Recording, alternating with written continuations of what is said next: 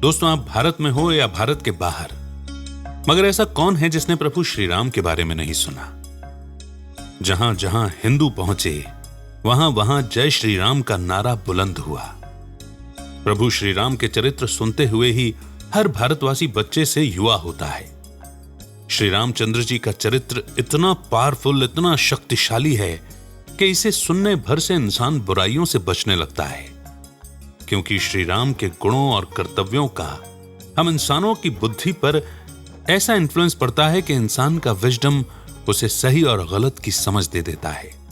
और केवल प्रभु श्री राम नहीं, बल्कि रामायण से जुड़ा हर चरित्र यानी किरदार हमें प्रभावित कर जाता है। चाहे वो श्री माता सीता हो, भरत उनके भाई, या फिर महावीर हनुमान। इन सभी किरदारों को हम स्पिरिचुअली जीते आए हैं, क्योंकि बहुत गहरे अर्थों में श्री राम उसी ऊंची मंजिल यानी कि ट्रुथफुलनेस का प्रतीक हैं जिसके लिए इंसान जन्म लेता है। सत्य की खोज करना यानी भगवान को पाना, और धरती के इस स्टेज पर अपना रोल प्ले करते हुए हमारा कैरेक्टर कैसा होना चाहिए उसे फॉलो करना। श्री लक्ष्मण जी हमारे मन का प्रतीक हैं। मन जो सत्य को पाने का लक्ष्य यानी गोल कभी न भूले और हमेशा सत्य के पीछे पीछे चले। इसीलिए लक्ष्मण जी ने कभी श्री राम का साथ नहीं छोड़ा। हनुमान जी इंटेलेक्ट यानी कि हमारी बुद्धि का प्रतीक हैं, जो एक बार सत्य यानी प्रभु श्री राम को पहचानने के बाद बस राम जी के लिए सरेंडर हो जाते हैं, यानी बुद्धि से समर्पण। माता सीता भी सच यानी कि हमारी आत्मा का प्रतीक हैं। तो सत्य परमात्मा राम और आत्मा सीता के सच्चे प्यार की ही कहानी है रामायण, जिसमें सबसे बड़ा विलेन है रावण। रावण यानी कि रुलाने वाला, और राम यानी कि आराम देने वाला, मतलब सुख देने वाला। रुलाने वाले विलन के 10 सर दिखाए गए हैं, जो कि 10 वाइसेस यानी कि बुराइयों को दिखाते हैं। लस्ट, एंगर, ग्रीड, अटैचमेंट और ईगो। साथ ही addiction, jealousy, laziness, narcissism, hatred, violence etcetera. यही वो वाइसेस हैं जो इंसान को रुला रही हैं। इंसान चाहे खुद को या फिर एक दूसरे को इन्हीं बुराइयों के वश में होकर रुला रहा है। रोना कोई चाहता नहीं है, लेकिन ये विलन इनविजिबल होने के कारण इतना पावरफुल है कि सीता यानी कि आत्मा का हरण अपहरण हो गया है।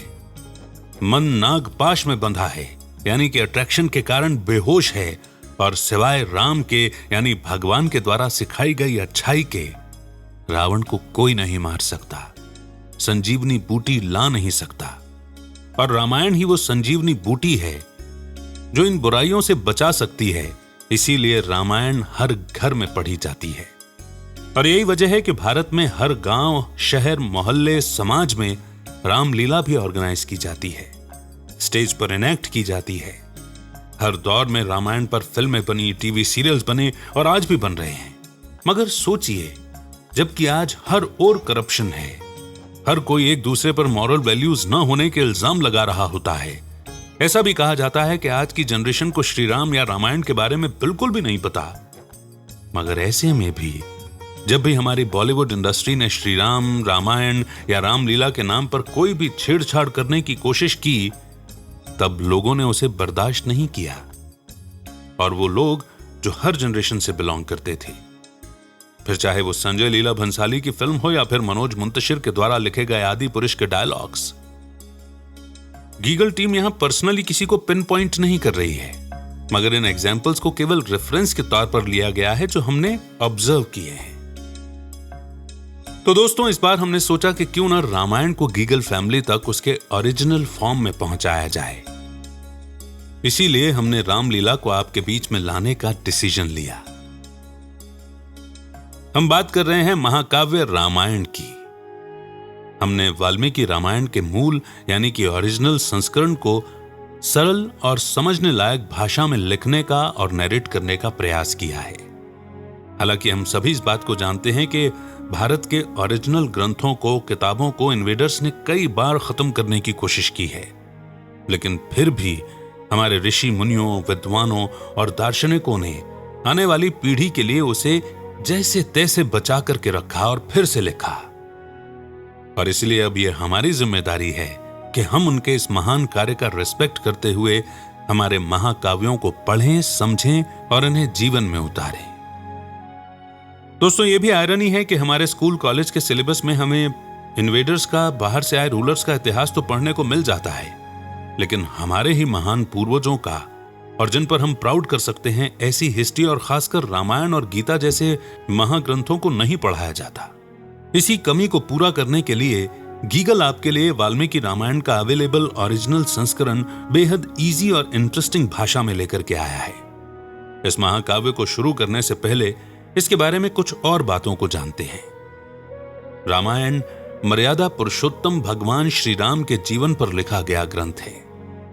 रामायण को इस पृथ्वी का आदि काव्य भी कहा जाता है, क्योंकि माना जाता है कि यह इस धरती पर कविता के रूप में लिखा गया सबसे पहला ग्रंथ है। और इसकी रचना करने वाले यानी कि इसे लिखने वाले महर्षि वाल्मीकि को आदि कवि के रूप में जाना जाता है। आदि यानी पहले पहले। उनके द्वारा रचित रामायण को वाल्मीकि रामायण भी कहा जाता है। महर्षि वाल्मीकि ने रामायण की रचना प्रभु श्री राम के जीवन काल में ही की थी, यानी उनके होते हुए। इसके बाद मिडिल एज यानी कि मध्यकाल में प्रसिद्ध कवि गोस्वामी तुलसीदास जी ने भी रामायण की रचना की थी, जो रामचरितमानस के रूप में जानी जाती है। महर्षि वाल्मीकि द्वारा रचित आदि काव्य रामायण संस्कृत भाषा में लिखी गई है। वहीं बाबा तुलसीदास ने इसे जनमानस तक पहुंचाने के उद्देश्य से लोक भाषा यानी कि रीजनल लैंग्वेज अवधी और भोजपुरी में लिखा था। 15वीं सदी के महान कवि कबीरदास जी, जो कि निर्गुण उपासक थे, उन्होंने प्रभु श्री राम और निराकार राम के बीच के अंतर को समझाने के लिए बड़े ही सुंदर रूप में लिखा। एक राम दशरथ का बेटा, एक राम घटघट में बैठा, एक राम का जगत पसारा, एक राम इन सब से न्यारा। एक राम दशरथ का बेटा यानी श्री रामचंद्र जी, जिनके ऊपर रामायण काव्य ग्रंथ लिखा गया। एक राम घटघट में बैठा यानी कि हर तन में बैठी आत्मा राम। एक राम वह जिसने इस जगत का विस्तार किया, और एक राम इन सबसे डिटैच्ड, सबसे न्यारा, अप्रतिम, जिसके जैसा कोई नहीं, यानी निराकार। यानी कि हर सेंचुरी में हमारे कवियों और संतों ने प्रभु श्री राम के जीवन को जन जन तक पहुंचाने का प्रयास तो किया है, और यही एक प्रयास गीगल का भी है कि आज की यंग जनरेशन को भारत के मूल ग्रंथों को सरल भाषा में समझने और पढ़ने का मौका मिले। बताया जाता है कि रामायण की रचना करने से पहले आदि कवि महर्षि वाल्मीकि एक डकैत हुआ करते थे। जी हां, डाकू, जिन्हें रत्नाकर डाकू के नाम से जाना जाता था। ये मान्यता है कि एक बार नारद मुनि एक जंगल से जा रहे थे। उसी समय रत्नाकर डाकू ने उन्हें बंदी बना लिया लूटने के लिए। तो इस पर नारद मुनि ने रत्नाकर से कहा कि ये जो तुम लूट, डकैती और हत्या जैसे पाप कर्म कर रहे हो, क्या इसमें तुम्हारे परिवार के मेंबर्स और साथी भी भागीदार बनेंगे? रत्नाकर को अपने साथियों और परिवार पर पूरा विश्वास था कि वो भी इस एक्ट में और उसका जो भी रिजल्ट मिलेगा उसके पार्टनर बनेंगे। तो नारद मुनि ने कहा कि एक काम करो, सबसे पूछकर तो आओ, मैं तो कहीं नहीं जा रहा। तब रत्नाकर के पूछने पर घर के एक एक मेंबर और सभी साथियों ने कहा कि नहीं भाई, तुम्हारे पाप के भागीदार तो तुम स्वयं बनोगे, तुम ही भोगोगे। और यह सुनते ही रत्नाकर को बहुत बड़ा झटका लगा कि मैं जिनके लिए कर रहा हूं वही मेरे कर्म भोगने में मेरे साथी नहीं बनेंगे। और फिर उनके मन से संसार के प्रति मोह समाप्त हो गया, और यहीं से उनके महर्षि वाल्मीकि बनने का रास्ता खुला। उन्होंने नारद मुनि से अपने पाप कर्मों के प्रायश्चित का उपाय पूछा, जिस पर नारद मुनि ने रत्नाकर को राम नाम का मंत्र दिया। लेकिन रत्नाकर के मुंह से राम नाम निकल ही नहीं रहा था, क्योंकि जब भी रत्नाकर बार बार राम बोलते तो वो मरा मरा इस तरह का साउंड कर रहा था। रत्नाकर ने नारद मुनि को याद किया और अपनी समस्या बताई। तब नारद मुनि ने उपाय बताया कि तुम एक काम करो, राम नाम का उल्टा मरा मरा का जाप करो। रत्नाकर ने वहीं जंगल में मरा मरा का जाप शुरू कर दिया। कई दिनों तक जंगल में बैठकर रत्नाकर ये तपस्या करते रहे। वो इस तपस्या में इतने लीन हो गए, यानी कि मगन हो गए, कि उनके शरीर पर दीमक ने अपना घर बना लिया। उनकी इस लगन और कठिन तपस्या से प्रसन्न होकर ब्रह्मा जी ने उन्हें दर्शन दिए और उनके शरीर पर दीमक की बांबी देखकर उन्हें वाल्मीकि नाम दिया। कहते हैं कि स्वयं ब्रह्मा जी ने ही वाल्मीकि को भगवान श्री राम के जीवन को रामायण के रूप में लिखने की प्रेरणा दी थी, यानी कि इंस्पायर किया था, जिसके बाद महर्षि वाल्मीकि ने रामायण की रचना की। यह भी बताया जाता है कि प्रभु श्री राम के 14 साल के वनवास से लौटने के बाद, उनके द्वारा फिर से राजा बनने के बाद महर्षि वाल्मीकि ने रामायण की रचना की, जिसमें उन्होंने 24,000 श्लोक, 500 सर्ग व 7 कांड यानी कि चैप्टर्स में प्रभु श्री राम के जीवन काल का पूरा वर्णन किया है। रामायण लिखने से पहले वाल्मीकि जी को यह नहीं पता था कि वो रामायण की रचना कैसे करेंगे। तो मान्यता यह है कि नारद मुनि ने महर्षि वाल्मीकि को मर्यादा पुरुषोत्तम प्रभु श्री राम के जीवन से जुड़े सभी प्रसंग यानी कि किस्से, संपूर्ण राम कथा संक्षिप्त रूप में सुनाई थी, शॉर्ट फॉर्म में। तब जिसका वर्णन महर्षि वाल्मीकि ने बाल कांड के प्रथम सर्ग में किया है। इस बारे में एक प्रसंग यानी कि किस्सा और फेमस है, जहां से महर्षि वाल्मीकि को रामायण लिखने की प्रेरणा मिली थी। लेकिन दोस्तों, ये प्रसंग शुरू करूं उससे पहले एक और रिक्वेस्ट करूंगा। हमारी कोशिश पूरी यही रही है कि इस भाषा को सरल और इजी बनाया जाए, लेकिन रामायण एक प्राचीन ग्रंथ है, पुराना ग्रंथ है, और इसीलिए ग्रंथ की मर्यादा को ध्यान में रखते हुए, यानी इसकी वैल्यू को ध्यान में रखते हुए, हमने कुछ शब्दों को एज इट इज भी इस्तेमाल किया है। हो सकता है कि आपको समझने में थोड़ी सी मुश्किल हो, लेकिन फिर भी रिक्वेस्ट यही रहेगी कि आप एक बार नहीं, बार बार सुनिए। इन नए वर्ड्स को अपनी डिक्शनरी में इंक्लूड कीजिए, शामिल कीजिए, ताकि जब भी आप रामायण के बारे में बात करें तो एक सुंदर भाषा के रूप में आप उसका जिक्र, उसका वर्णन कर सकें। मैं उम्मीद करता हूं कि आप मेरी यह रिक्वेस्ट जरूर मानेंगे। आइए शुरू करते हैं। क्रोंच पक्षी यानी कि सारस वध व रामायण लिखने की प्रेरणा का प्रसंग। एक दिन महर्षि वाल्मीकि तमसा नदी के तट पर बैठे थे। तमसा नदी के घाट पर शांत सौम्य वातावरण में उन्हें क्रोंच पक्षी यानी कि सारस का जोड़ा दिखा। ये पक्षी हमेशा जोड़े में ही घूमते हैं, कपल। नदी के तट पर सारस पक्षी का जोड़ा अपने प्रेम प्रणय में मग्न था, यानी कि रोमांस कर रहा था। तभी एक निषाद शिकारी का तीर नर क्रोंच पक्षी को लगा और वो छटपटाकर वहीं मर गया। नर क्रोंच पक्षी के मरते ही मादा क्रोंच पक्षी फपक फपक कर रोने लगी। उसकी ये दशा देखकर महर्षि वाल्मीकि का हृदय दया व गुस्से से भर गया।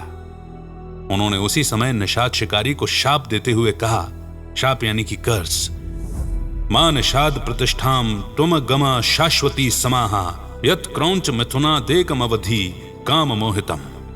अर्थात, हे निषाद, तुम्हें अनंत काल तक शांति न मिले, क्योंकि तुमने प्रेम प्रणय क्रिया में लीन असावधान क्रोंच पक्षी के जोड़े में से एक की हत्या कर दी। और इस तरह महर्षि वाल्मीकि ने इस आदि काव्य रामायण का पहला श्लोक लिखा। कुछ देर बाद जब महर्षि का क्रोध शांत हुआ तो उन्होंने अपने द्वारा कहे गए श्लोक के अर्थ पर ध्यान किया। तब उन्हें लगा कि उन्होंने गुस्से में आकर निषाद शिकारी को व्यर्थ में ही इतना कठोर शाप दे दिया। महर्षि इसी चिंता में डूबे हुए थे कि तभी उन्हें ब्रह्मा जी ने दर्शन दिए। ब्रह्मा जी के दर्शन पाकर वाल्मीकि अभिभूत हो गए, मगर उस समय भी उन्हें अपने द्वारा निषाद को दिए गए शाप की चिंता सता रही थी। ब्रह्मा जी उनकी परेशानी को समझ गए और कहने लगे कि हे मुनिवर, आप इस बारे में व्यर्थ चिंता कर रहे हैं। आपके मुख से निकली ये बात एक छंद के रूप में है और ये मेरी प्रेरणा से ही निकली है। अब आप नारद मुनि के बताए अनुसार प्रभु श्री राम के चरित्र और संपूर्ण जीवन को श्लोकों के रूप में लिखिए, जिससे आने वाली मनुष्य पीढ़ी उसे पढ़ सके। इसके बाद ब्रह्मा जी की प्रेरणा और आशीर्वाद से महर्षि वाल्मीकि जी ने छंद यानी कि कविता के रूप में रामायण की रचना की। महर्षि वाल्मीकि ने रामायण को कुल 7 कांड यानी कि चैप्टर्स में बांटा है। सबसे पहले कांड को बाल कांड कहते हैं। इसमें प्रभु श्री राम के जन्म से लेकर उनके विवाह तक की कथा का वर्णन है।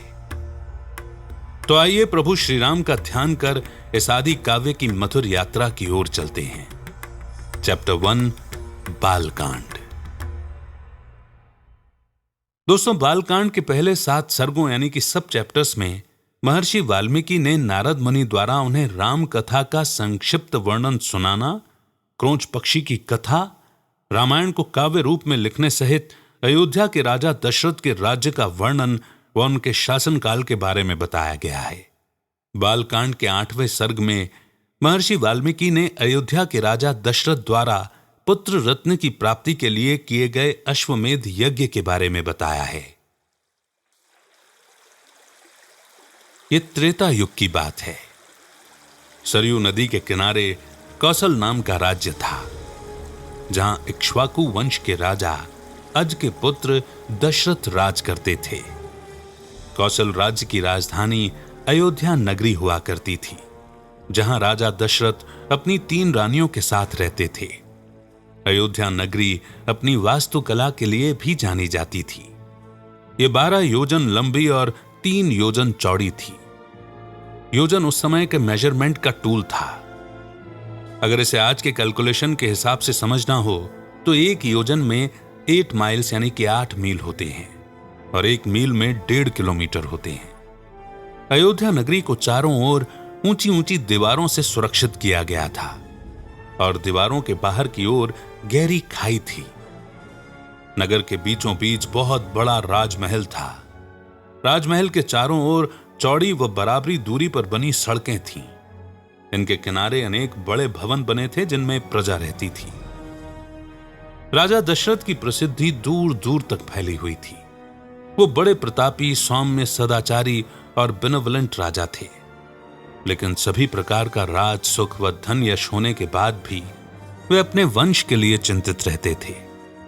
राजा दशरथ को पुत्र प्राप्ति नहीं थी, यानी उनका कोई पुत्र नहीं था। इस बात से उनकी 3 रानियां कौशल्या, सुमित्रा और कैकेयी भी दुखी रहती थीं।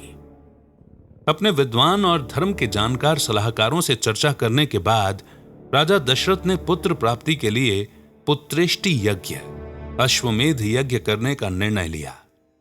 उनके मंत्रिमंडल के प्रमुख मंत्री सुमंत्र ने इस यज्ञ के लिए महान तपस्वी ऋष्यशृंग को इस यज्ञ का आचार्य बनाने का सुझाव दिया, जिसे सभी ने सहर्ष स्वीकार किया और यज्ञ की तैयारी आरंभ हो गई। राजा दशरथ ने महल आकर अपनी 3 रानियों को भी इस यज्ञ के बारे में बताया। इस पर 3 रानियां बहुत खुश हुईं और तैयारियों में लग गईं। इधर प्रमुख मंत्री सुमंत्र राजा दशरथ को सलाह देते हैं कि यज्ञ को बिना किसी बाधा के पूरा करने के लिए उन्हें स्वयं महान तपस्वी ऋष्यशृंग को इस यज्ञ के लिए आमंत्रित करना चाहिए। इसके बाद सुमंत्र उन्हें अंग देश के राजा रोमपाद की बेटी शांता और ऋष्यशृंग के विवाह का पूरा प्रसंग सुनाने लगते हैं। तपस्वी ऋष्यशृंग के विवाह का प्रसंग पूरा होने के बाद राजा दशरथ सुमंत्र के कहे अनुसार सपरिवार अपने मंत्रियों के साथ ऋष्यशृंग को लाने के लिए अंग देश की ओर निकल जाते हैं। वहां पहुंचने पर अंग देश के राजा रोमपाद राजा दशरथ का हृदय पूर्वक स्वागत करते हैं और ऋष्यशृंग को उन दोनों की मित्रता के बारे में बताते हैं। राजा दशरथ अपने आने का कारण बताते हुए ऋष्यशृंग से पत्नी शांता के साथ अपने नगर चलने का निवेदन करते हैं, जिसे स्वीकार करते हुए ऋष्यशृंग पत्नी शांता के साथ अयोध्या नगर की तरफ निकल पड़ते हैं। अयोध्या नगरी पहुंचने पर नगरवासियों द्वारा उनका भव्य स्वागत किया जाता है और इसके बाद अयोध्या नगर के पास ही सरयू नदी के किनारे एक भव्य यज्ञशाला का निर्माण किया जाता है।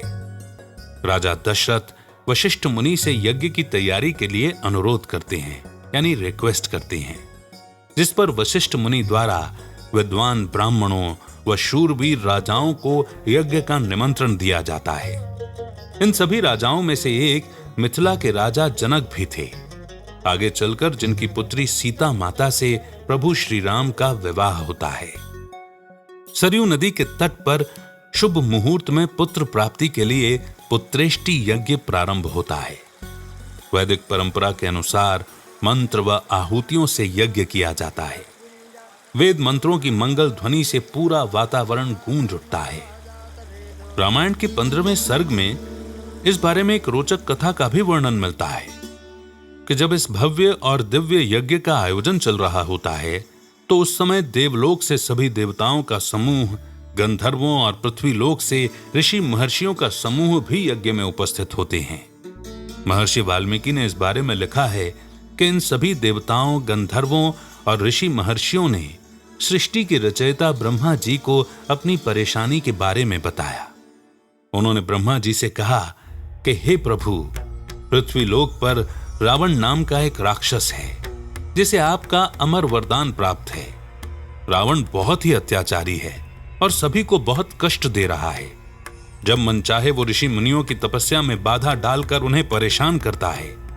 आपके दिए वरदान के कारण कोई भी उसे मार नहीं सकता है। उसने तीनों लोक के प्राणियों को परेशान किया हुआ है। साथ ही वो देवराज इंद्र को भी हराने का प्रयत्न कर रहा है। बताया जाता है कि लंका प्रदेश का राजा रावण अपने अत्याचार के कारण देवलोक, पृथ्वीलोक व पाताल लोक तीनों ही लोक में कुख्यात था।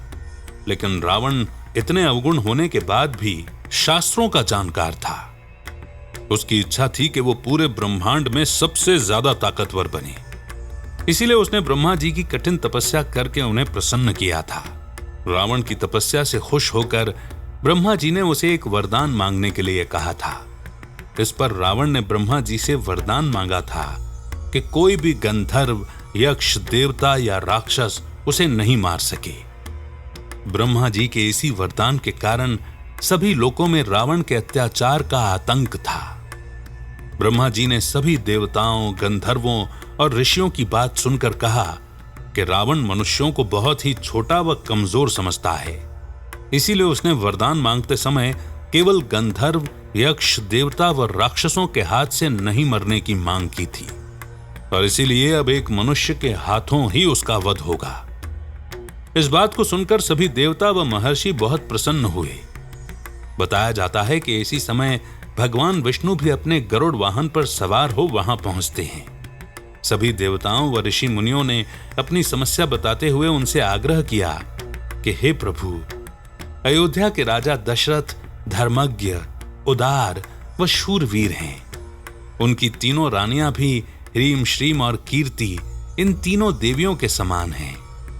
प्रभु, हमारी विनती है कि आप अपने 4 स्वरूप बनाकर उन तीनों रानियों के गर्भ से पुत्र के रूप में अवतार लो और रावण का वध करो। सभी के निवेदन को स्वीकार करते हुए भगवान विष्णु ने उनसे कहा कि आप सभी चिंता न करें। मैं मनुष्य रूप में जन्म लेकर रावण और उसके पूरे साम्राज्य को समाप्त कर दूंगा। उधर राजा दशरथ पुत्रेष्टि यज्ञ में आहुतियां दे रहे थे। उसी समय यज्ञ कुंड से एक दिव्य व विशालकाय पुरुष रूप का आकार प्रकट होता है। उस पुरुष रूपी आकार के हाथ में एक कटोरा था जिसमें खीर भरी हुई थी। उस पुरुष रूपी आकार ने राजा दशरथ से कहा, हे राजन, मैं प्रजापति की आज्ञा से यहां आया हूं। आपकी आराधना और यज्ञ के फल स्वरूप आपको ये वस्तु प्राप्त हो रही है। यह देवताओं द्वारा बनाई गई खीर है। इसे अपनी पत्नियों को खिलाने से आपको पुत्र प्राप्ति होगी। राजा दशरथ उस खीर को प्राप्त कर बहुत खुश हुए। दशरथ अपने महल लौटे और तीनों रानियों से खीर खाने के लिए कहा। उन्होंने उस खीर का आधा हिस्सा रानी कौशल्या को दिया, बचे हुए हिस्से का आधा भाग कर सुमित्रा को दिया और शेष बचे हिस्से को रानी कैकेयी को दिया। लेकिन कुछ विचार करने के बाद कैकेयी के हिस्से की खीर में से बचे भाग को फिर से सुमित्रा को दे दिया। इस प्रकार सभी रानियों ने उस दिव्य खीर का प्रसाद ग्रहण किया। पुत्रेष्टि यज्ञ के पूरा होने पर राजा दशरथ ने सभी विद्वान ब्राह्मणों और अतिथियों को सम्मान के साथ विदा किया और पुत्र प्राप्ति का इंतजार करने लगे। दोस्तों, इससे पहले कि मैं आगे बढ़ूं, हमें यह ध्यान रखने की जरूरत है कि आज हम जिस एज में जी रहे हैं, यहां पर इंप्योरिटी बहुत ज्यादा है। इंप्योरिटी होने के कारण इंसान बहुत ज्यादा लस्टफुल एक्ट्स में इन्वॉल्व हो गया है और इसके चलते उसे यह यकीन ही नहीं होता कि प्योरिटी भी एक पावर है और प्योरिटी इस दुनिया की सबसे बड़ी पावर है। जिस एज की या जिस दौर की हम बात कर रहे हैं, त्रेता युग या उससे पहले का सतयुग, सतयुग में विवाह यानी कि शादियां लस्टफुल एक्ट्स के लिए नहीं होती थी। सनातन धर्म में शुरू से ही गृहस्थ आश्रम दिखाया गया है। आश्रम यानी कि पवित्र स्थान, जहां पर प्योर वाइब्स होती है। यही कारण है कि हम प्रभु श्री रामचंद्र या बाकी सभी देवताओं को निर्विकारी कहते हैं, यानी कि वाइस लेस कहते हैं, और इसीलिए उन देवताओं को पूजते हैं। ऐसा कोई भी इंसान जिसमें कोई भी वाइस का थोड़ा सा भी अंश होता है, उसकी पूजा नहीं की जा सकती। इसीलिए खीर के प्रसाद से क्या बेटे हो जाएंगे, पुत्र रत्न की प्राप्ति हो जाएगी, साइंस की एज में बहुत डाउटफुल लगता है। मगर जरा सोचिए, इसी साइंस की एज में जब हम आर्टिफिशियल इंटेलिजेंस का कमाल देखते हैं, तो क्या कभी आपने सोचा था कि इस लेवल पर साइंस डेवलप हो जाएगा? स्पिरिचुअलिटी भी एक साइंस है, और इस साइंस में प्योरिटी सबसे बड़ी पावर है, जो वाइस लेस होना सिखाती है, यानी कि विषय विकार रहित होना सिखाती है। इसीलिए केवल आज के दौर को देखते हुए कोई डाउट मत क्रिएट कीजिए, क्योंकि जाहिर सी बात है कि हम पॉल्यूटेड होते चले गए हैं। आज से 30 साल पहले, 40 साल पहले हमारे पेरेंट्स कुओं से डायरेक्ट पानी निकाल करके पी लिया करते थे। एयर पॉल्यूशन नहीं था। मगर आज बिना आरओ के पानी पीना बीमारियों को इनवाइट करना है। तो जरा सोचिए कि 30-40 साल पहले जब शुद्ध पानी, शुद्ध हवा, शुद्ध सब्जियां, शुद्ध घी और शुद्ध दूध था, तो 500 साल पहले कैसा रहा होगा, और 2500 ईयर्स पहले कितना रहा होगा, और 5000 ईयर्स पहले कितना रहा होगा। तो ये सब कमाल प्योरिटी का है, राइट? आई एम श्योर कि आप मेरे साथ अग्री करेंगे। बहरहाल हम आगे बढ़ते हैं प्रभु श्री राम के जन्म प्रसंग की ओर। 6 ऋतुएं बीतने के बाद चैत्र मास की शुक्ल पक्ष की 9वीं तिथि के दिन महारानी कौशल्या ने एक दिव्य बालक को जन्म दिया।